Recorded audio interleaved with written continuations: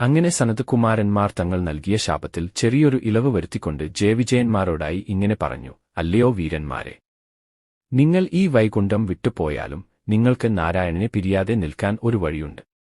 എന്താണാവോ ആ വഴി മഹാമുനികളെ? ജയവിജയന്മാർ ചോദിച്ചു.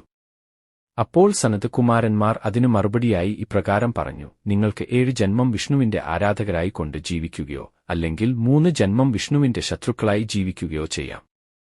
അപ്പോൾ സ്വാഭാവികമായി ജയവിജയന്മാർ ആ 3 ജന്മം സ്വീകരിച്ചു. കാരണം അവർക്ക് എത്രയും വേഗം വൈകുണ്ഠത്തിൽ എത്തി വിഷ്ണുവിന്റെ സമക്ഷം നിൽക്കാമല്ലോ എന്നായിരുന്നു അവരുടെ ചിന്ത. അങ്ങനെ ആ ശാപം മൂലം അവർ ആദ്യം ഹിരണ്യാക്ഷനും ഹിരണ്യക്ഷിപുവുമായി ജനിച്ചു. ആ ജന്മത്തിൽ ഹിരണ്യാക്ഷനെ വരാഹ അവതാരത്തിലും ഹിരണ്യക്ഷിപുവിനെ നരസിംഹാവതാരത്തിലും വിഷ്ണു വധിച്ചു. പിന്നെ ത്രേതായുഗത്തിൽ ജയവിജയന്മാർ രാവണനും കുംഭകർണനുമായി ജനിച്ചു. അവരെ രാമാവതാരം വധിച്ചു.